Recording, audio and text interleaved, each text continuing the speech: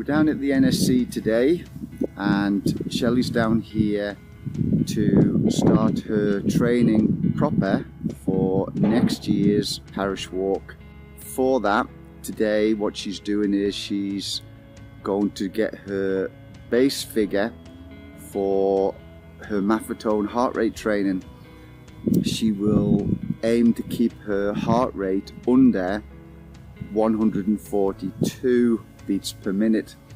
Now that's the figure that she's arrived at from doing the calculation according to the Maffetone method, and so for the whole 3 miles she isn't permitted to go over 142. So it'll be interesting to see how she does and whether or not she can actually keep below the 142. Let's have a see. So that's my first measured mile done. It was a very interesting experiment. I've not done anything like this before, but to keep my heart rate at or under my maximum heart rate actually wasn't quite as easy as I thought it would be. The slightest tension in the shoulders as I dug a little bit deeper to go a bit faster would spike the heart rate. When I came around the corner and there was a slight incline, I found I had to just hold back a little bit more, otherwise my heart rate would spike on those occasions. And equally, it is a little bit windy at times today, as always on the Isle of Man. And when there was a gust of wind, I found that I would dig in to go through the wind. And on times like that, my heart rate would spike. So, very interesting experiment. According to the Maffetone Method, your pace is supposed to get slightly slower for each mile if it's working correctly. And just a quick look at the watch as I went round, each mile was getting progressively slower, keeping under the maximum heart rate. So yeah, I'm interested to get back, load it onto the computer and see what Russell thinks of the results.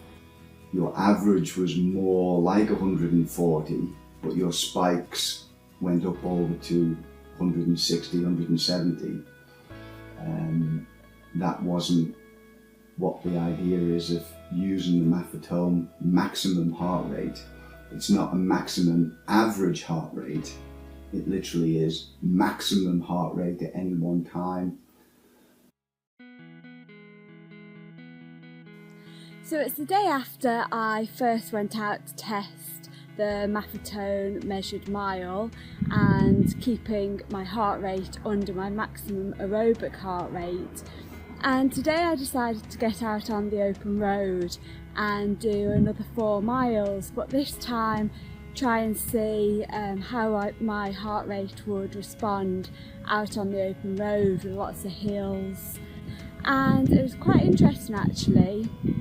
I thought my heart rate would spike drastically going up the steep hills, and yet I was able to keep my heart rate under control a lot easier going uphill, and yet it was quite the opposite. It was going downhill where I found it hardest to keep my heart rate under control, so that was quite interesting.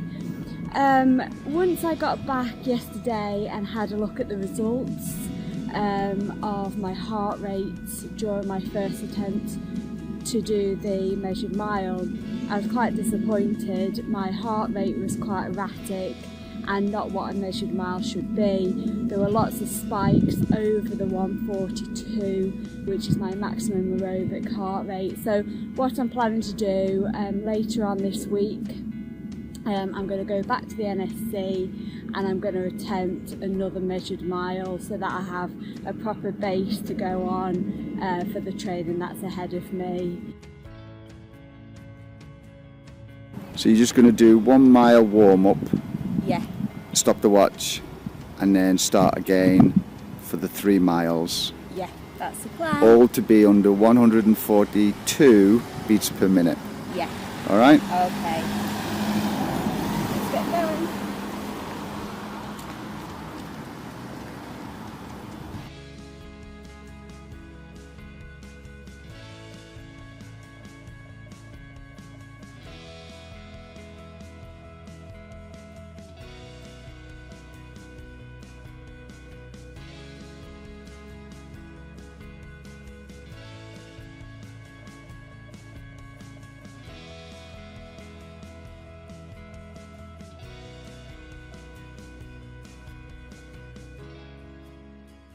So looking at the results from the Garmin data, how do you think I did?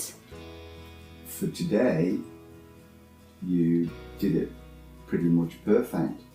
You did a nice steady first mile warm-up where you had a gradual increase in your heart rate, and then when you actually did the full 3 miles timed, you basically did keep it under the 142 maximum, apart from 2 minor points just over a couple of miles in, to get your 3 single mile times. You can see 13 minutes 22 for the first mile, 13 minutes 29 for the second mile, and then it jumped to 15 minutes and 1 second for the last, but that was because of overcompensating for the fact that you spiked above the 142.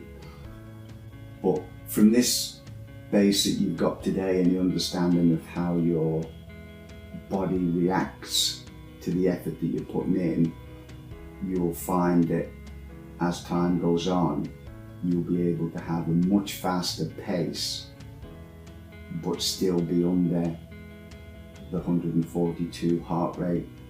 So it's a good start, and you now know what you've got to do. So that's the first of Shelley's Maffetone training videos.